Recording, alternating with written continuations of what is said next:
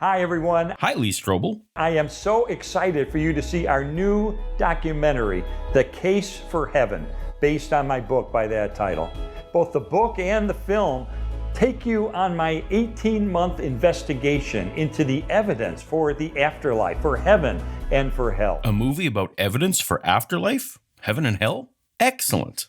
Am I going to walk away convinced? You're going to walk away encouraged. Okay, but am I going to walk away convinced? You're going to walk away excited. I guess I'll take that as a no.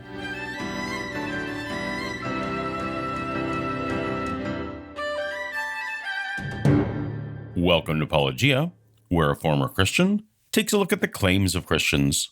We spent a lot of time on this channel investigating the former investigative journalist, Lee Strobel, as he remains one of the most prolific and influential personalities in evangelical Christianity to this day. Lee first hit the big screen in the movie God's Not Dead 2, and then his life was dramatized in the movie Case for Christ, which I've reviewed here before.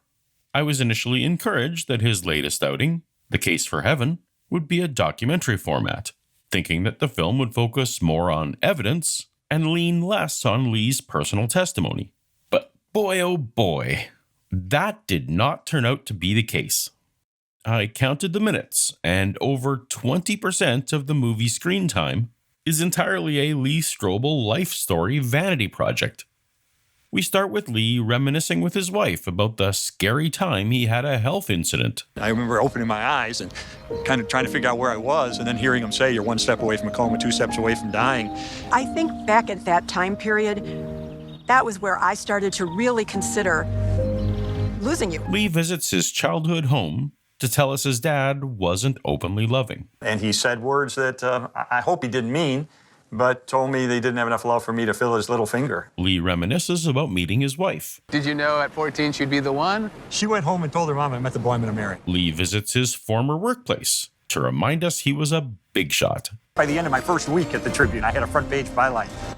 That sort of established my credibility, and it showed that I made something of myself, that I was successful. Lee reminds us that he wasn't very nice in his so-called atheist days. Her natural reaction was just to gather her toys and go in her room and shut the door.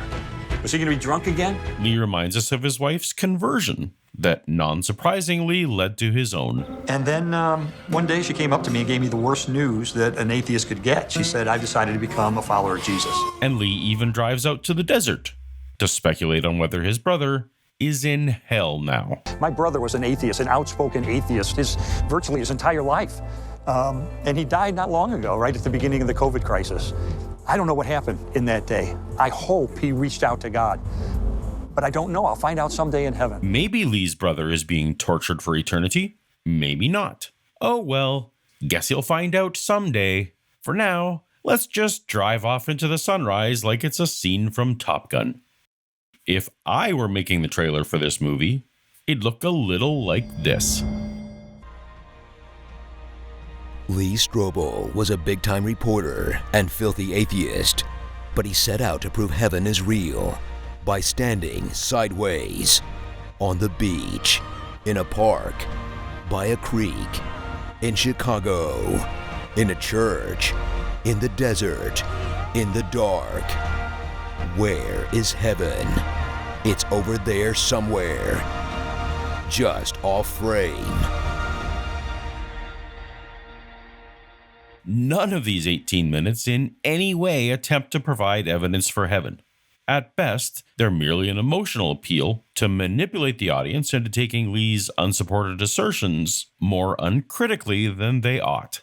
At worst, this is an extended ad for the entire Lee Strobel brand, an extensive line of Lee Strobel products. No different than a sci-fi movie made to sell toys. Or maybe the emotional priming is worse than the commercialization. Close call. Speaking of emotional priming, this movie leans very heavily on stretches of stirring music. The subtitle file, representing a transcript of the actual dialogue for this 2-hour film, is shorter than what I typically see for a 45-minute YouTube video. It's almost like the participants know the music is more convincing than the words. I was just really moved by the experience of what was happening, and there was more going on than just the music. There was something else that really was moving me on quite a deep level. And I'm trying to tell him about the sound and the ambiance of the room and the crowd and the songs, which songs were played.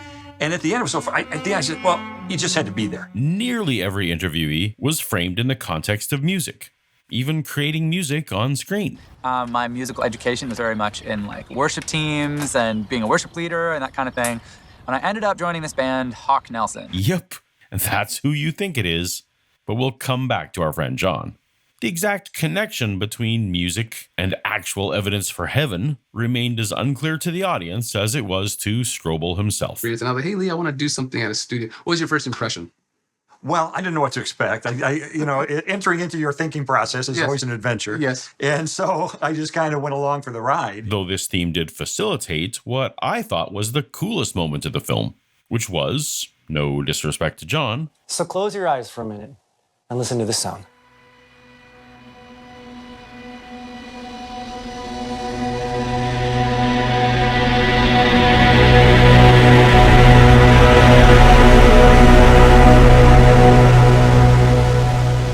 Okay, what do you hear there?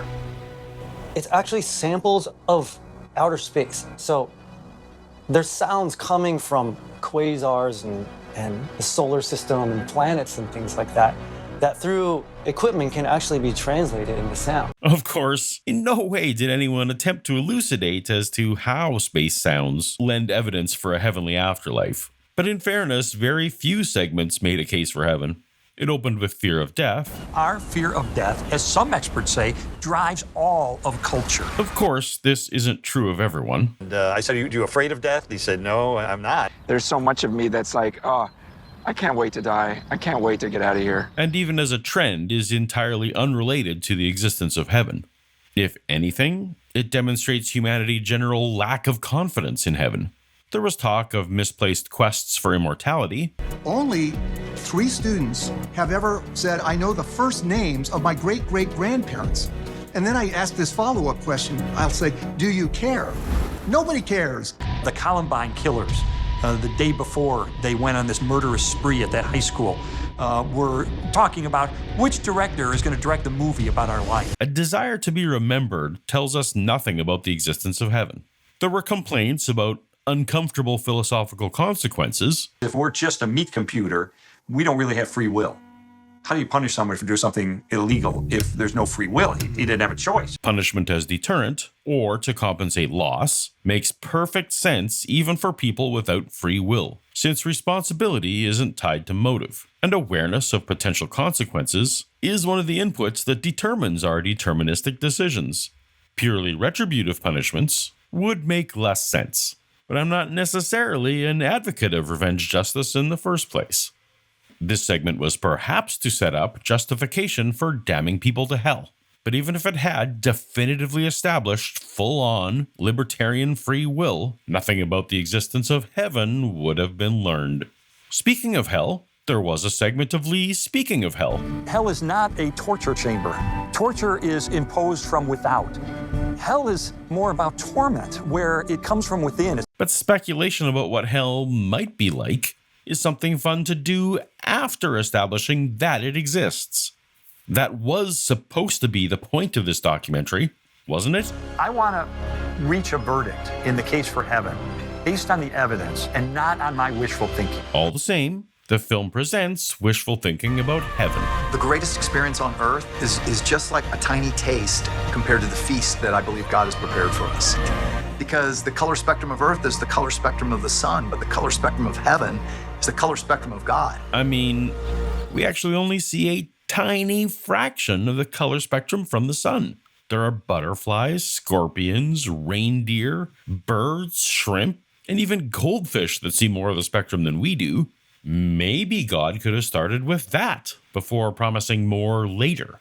For some reason, the film gives us the life story of a professional skateboarder named Steve, whose long segment mentions heaven only once. I didn't really care whether I was going to heaven or hell. or even thought about it. He regales with a highly problematic tale of God reaching out for him. I just remember just having my eyes closed and then just hearing this voice in my head call my sister-in-law, Kathy, who's married to my brother, Eddie. Out of the blue, I'm like, where did that come from? You know? I'll tell you where you got that from, Steve.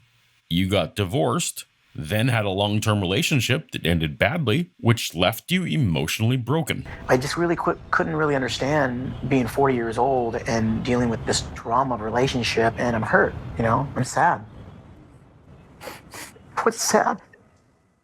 You know, I wanted something solid again. And what's more solid than family who sticks by you? And I had a feeling she was going to say that I need Jesus in my life because I was calling her for the answers, and so I was ready to hear it. So you felt like you wanted to hear about Jesus, and you miraculously came up with the idea to call the family member you knew would tell you about Jesus. This is indeed amazing evidence for heaven. Almost as amazing as the story of Francis Chan, who appears in this documentary about heaven without once mentioning heaven. No, Chan is sad that his parents died. I would love to know what it'd feel like to have a mom that gave birth to me and loved me, but I'll never have that. I'd love to have a dad right now and just wonder, what did he think of my life? But what if I told you that the Chinatown San Francisco ministry that Chan works for took over the same building as the Chinatown San Francisco ministry that his mom worked for? And so I thought, that is crazy that 60 years ago, my mom was doing ministry in that exact same spot where God was calling me now. I lived in the Bay Area. Affordable ministry space is pretty rare. Doesn't seem crazy to me that one ministry would take over a lease for another. It's certainly not evidence for heaven. I'll spare you a tour of every non sequitur scene, but before we jump into the shallow pool of evidence, let's take one last stop in the film's irrelevant finale, a celebration of Lee's friend, the late evangelist Louis Palau. You know, if I'm investigating heaven, wouldn't it be good to talk to someone who's about ready to go there? Why would that be good? Not to be indelicate, but Louis was still alive when you spoke to him. So that means he had no more firsthand knowledge about life after death than you or me or a random 5-year-old. His speculations are no more poignant because he was temporally closer to passing. If there's a mystery painting behind a door, the person closest to the door has no greater insight as to what's on the canvas, or if maybe there's really no painting at all. One subject of the documentary even has the audacity to express this on screen. I have absolutely no idea what happens after we die. I haven't been there. That's right. At the 44-minute mark, deep enough in to have established the tone, while still early enough that the audience can forget about it by the end, the documentary takes a 180 and dedicates 7 minutes of screen time to friend of this channel and former Christian John Steingard. Strobel may have been confident that John's dissenting viewpoints, included for a surprising hint of journalistic integrity, would be overshadowed, overwhelmed, and fully refuted by the rest of the film. But if you read the audience reviews of the film online, the inclusion of this segment was disturbing to many Christian viewers. For those paying careful attention, a lot of what John said directly counters the movie's case. I think as I was writing that stuff, it, for me, represented what I wanted to believe. You know, I wanted something solid again. If it doesn't exist somewhere, why would we long for something like that? And when you want to believe something really deeply, you have periods of time where you sort of can, right? Like, you sort of can believe that this is true, and you have experiences. We have these conscious experiences because we're made by a God who is himself conscious. And you interpret them through that lens, and you go like, oh yeah, like, God does love me this much, and I had this experience, and I kind of felt it. There was something else that really was moving me on quite a deep level. What was that? What is that? Every good thing that we experience on this earth, everything we love, first of all, God created it.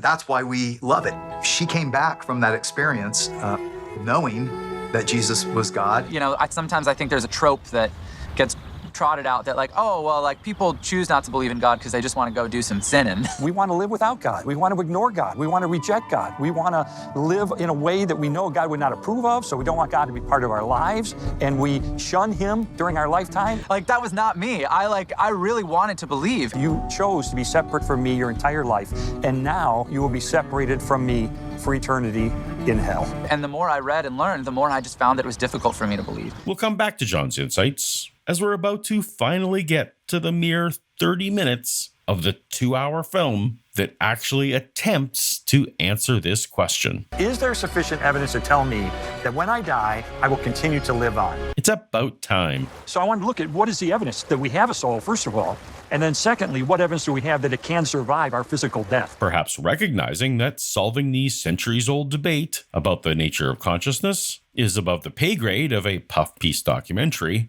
the film chooses instead to merely assert. It's true that we have a brain that's very important, but we also have a mind, and we have there's something that it is to be us. There's something that it is like to be you that actually neurons alone can't completely explain. Yeah, well, you know, that's just like your opinion, man. What categorically can't be explained? Each year, more is learned about the brain and the role of neurons and chemicals in driving thoughts and experiences. What is not gaining elucidation is how this proposed soul interacts with the physical brain that Dr. Sharon admits exists. If a metaphysical mind is interfacing with the brain, where are the physical brain functions that cannot be traced back to a physical cause? Some of them would have to trace back to a metaphysical cause. The good doctor seemed to really want to work in the word qualia. So she spent a bunch of time talking about the smell of coffee. If you want to understand the smell of coffee, you need to smell it. And this is an example of a quail in the singular or qualia in its plural. Life is full of qualia, and these things cannot be described in physical terms. And if you, with the confines of your personal mastery of the English language, are inadequate at expressing with words every nuance of your every feeling stirred by coffee aroma, then heaven is real? If physical descriptions aren't enough, maybe the ultimate reason for that lies beyond the physical. And where I really kind of land with this is that, you know, we are conscious, we have these conscious experiences because we're made by a God who is himself conscious. What's the justification for that leap? This is a strange variant of the composition fallacy, or confirmation bias, because lions will kill cubs of other bloodlines to preserve their own bloodline. They were made by a God who himself kills other bloodlines to preserve his own bloodline. Because crocodiles will unnecessarily torture, they were made by a God who himself unnecessarily tortures. No, this is a very clear example of humans making God in their own image. Now, whether you've become convinced by these two bold assertions or not, that ended the philosophical and neuroscience portion of the film's argumentation. Everything else rests on... How do we know that consciousness survives clinical death? And that's when you get into near-death experiences. If you say so, but even as a Christian, I was skeptical about near-death experiences. Even as a Christian, I was skeptical about near-death experiences. I mean, every time I find a case to research, it seems poorly documented and always much better explained by the strange things we know that brains do when they have oxygen deprivation, sensory deprivation, or are flooded with oxytocin, all of which happens during the distress of near death. But this is a big-budget theatrical release documentary, so I'm sure Lee went with the best attested, most convincing examples in history to portray here. In order to show that we have a consciousness that survives our death, we just need one authentic, corroborated near-death experience. And we have a lot more than one of those examples. My favorite example is Pamela Reynolds. Perfect. A specific case we can dig into. Pam Reynolds. At the age of 35, she underwent a surgery that required the blood be drained from her brain, her eyes be taped shut, and have devices placed in her ears. And yet, she witnessed things that she had no way of knowing unless her consciousness somehow survived her clinical death. While Lee doesn't come out and say it, context asks the audience to infer that this must be because she has a soul separate from her brain. Unsurprisingly, Lee doesn't mention this 2005 paper by Dr. Christopher French of the University of London that presented the positions of other experts who examined Pam's case in detail, including Dr. Gerald Worley, an anesthesiologist of over 20 years' experience, who sees this event as nothing more than disturbingly common anesthesia awareness. She was conscious, she said, during that surgery. Sometimes the concentration of sleep-inducing drugs within the bodies of patients undergoing such a form of anesthesia is insufficient to maintain unconsciousness. So these people are awake. They hear what's going on around them. They feel the touch of the surgeon and others, and if their eyes are open, they actually see what's happening. But because of the powerful pain-killing drugs, they feel no pain. And because of the muscle-paralyzing drugs, they cannot move, speak, or breathe. They lie still and unmoving while observing all that happens to them and around them. Subsequently, after recovering the ability to speak, they can give very detailed reports of what happened to their bodies and about their bodies during their periods of awareness.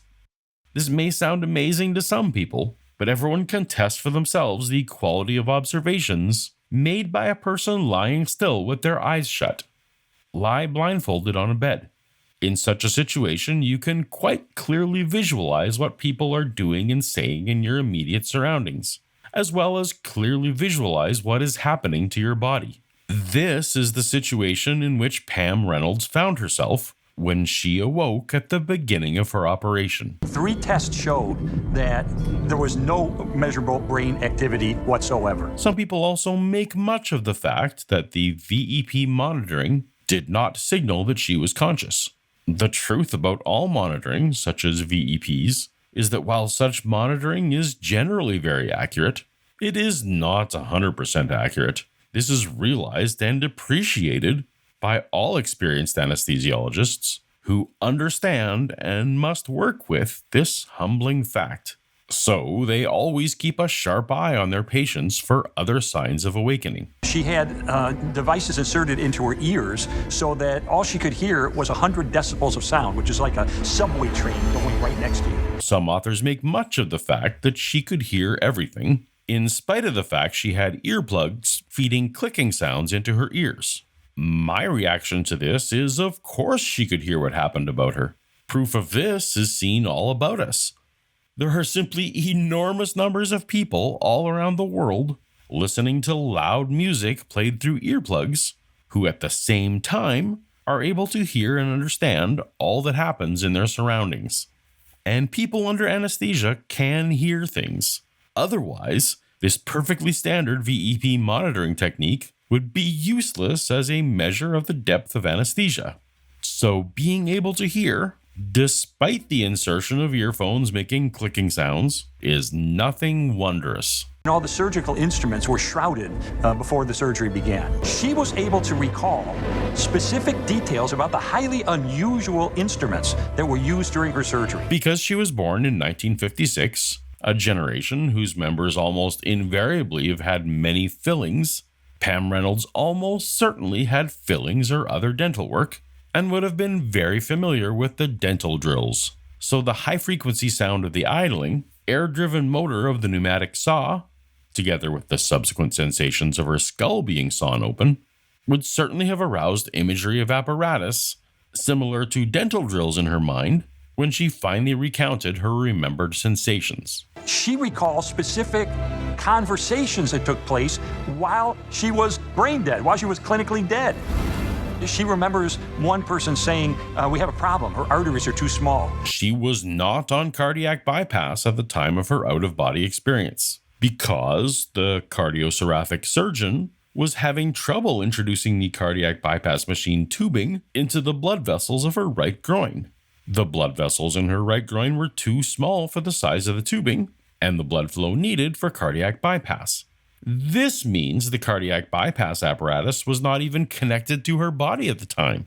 The cardiothoracic surgeon eventually used the blood vessels in her left groin.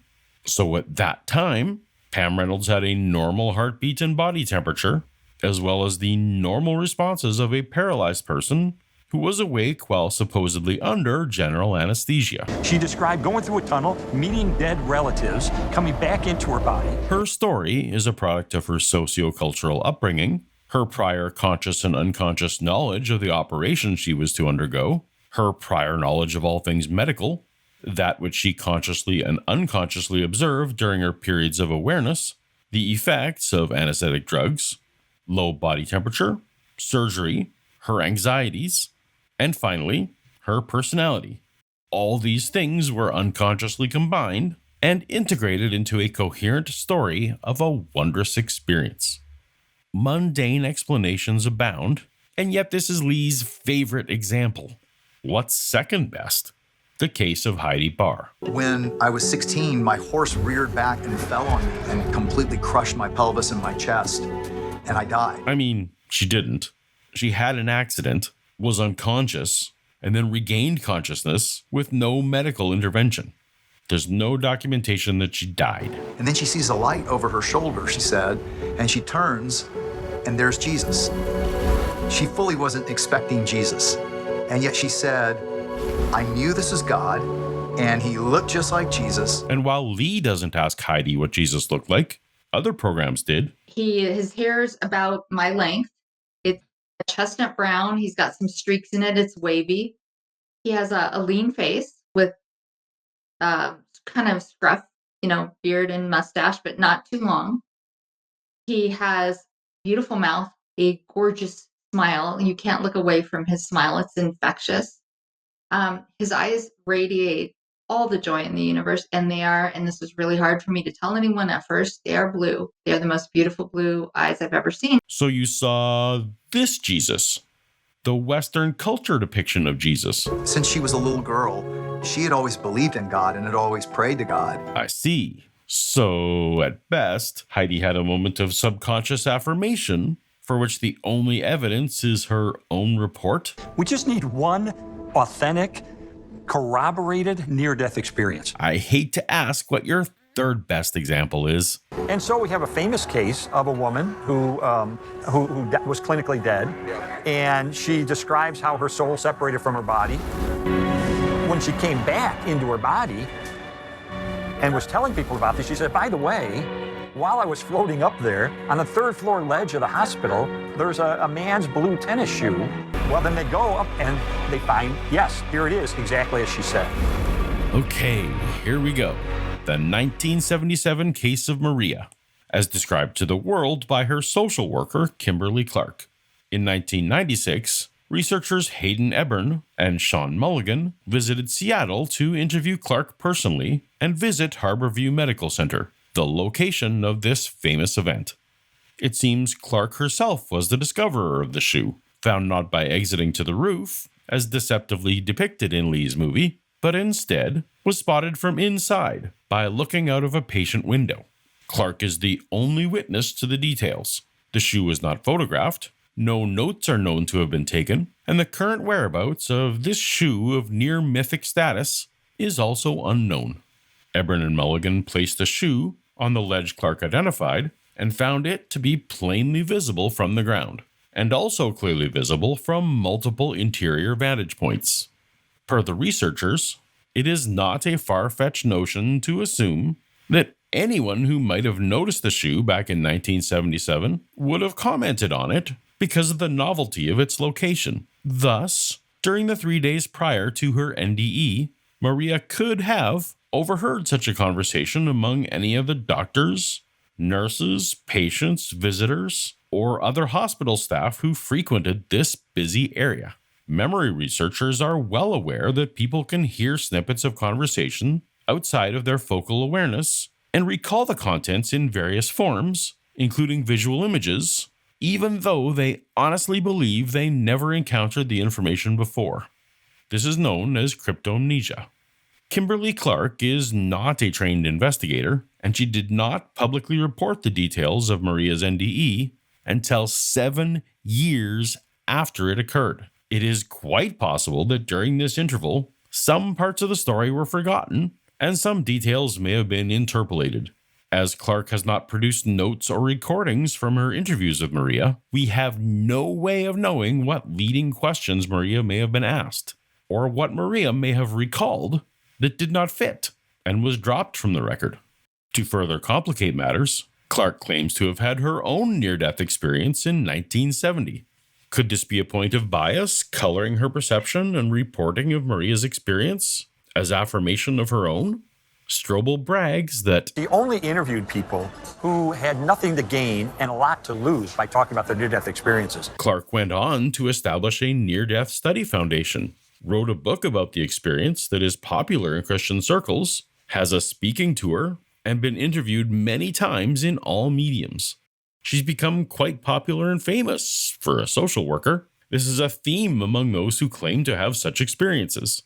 Sometimes fame and fortune, sometimes not, but always affirmation and attention from their community.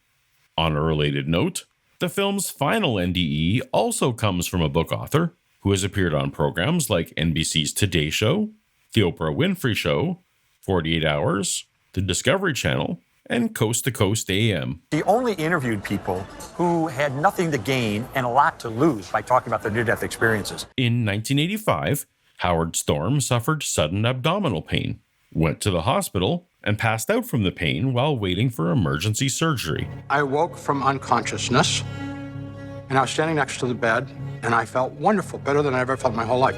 And I noticed that the big dead lump in the bed was me. Shadowy figures led Storm down a corridor for miles, yelling at him and finally biting, assaulting, and violating him. I heard a voice say, "Pray to God," and I thought, I don't believe in God, I don't pray. And the voice said, "Pray to God," kind of strong.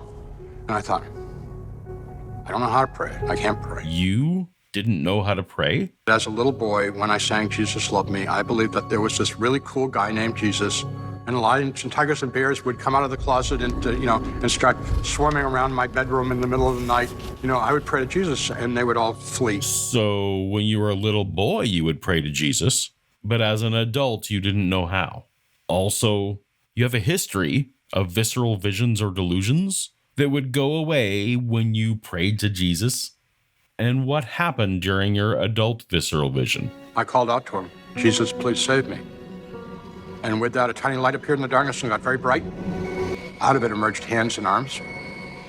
And he reached down and touched me, and he brought me up against himself and put his arms around me and began to stroke my back like a mother or father would with their child. A parent would certainly put a stop to such abuse upon discovering it. But why is Storm not concerned that his parent could have prevented the abuse in the first place? In Christianity, we're often told, well, now you have to make a belief that God is there. You have to make a decision, and you have to affirm God's existence and his, Jesus' lordship in your life. And if you don't do that, you're gonna burn in hell forever. And I just go as a father, would I make myself hidden to my son, who I love dearly? Would I hide myself from him his entire life, and then if he denies my existence or doesn't love me enough or the right way or believe the right things about me, burn him forever? No one would look at a parent and say that's a good parent. Exactly.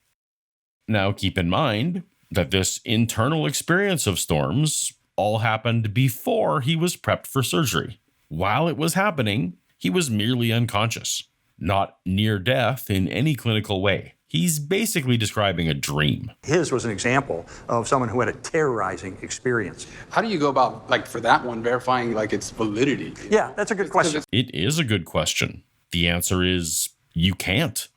Lee set out to provide one authentic, corroborated near-death experience. And instead gave us 4 non-corroborated experiences, 2 of which can't really even be called near-death. None of which, obviously, can be called post-death, which is what would be needed to demonstrate what happens post-death. If you're going to name your movie The Case for Heaven, I think it's reasonable to expect you to, make a case for heaven. I want to reach a verdict in the case for heaven based on the evidence and not on my wishful thinking. or not on my preconceptions, or not on my biases or prejudices. I want to reach it based on what is the evidence. I also want to reach a verdict based on evidence and not wishful thinking, biases, prejudices, or preconceptions.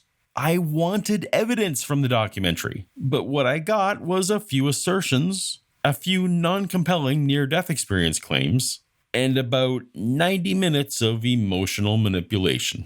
If he's real, he has chosen to make himself hidden in such a way that we could plausibly say, I don't even know if God's there. If we're gonna believe that there's this eternal conscious torment, it's a punishment for not believing the right things, then it's sort of like there's a gun to your head.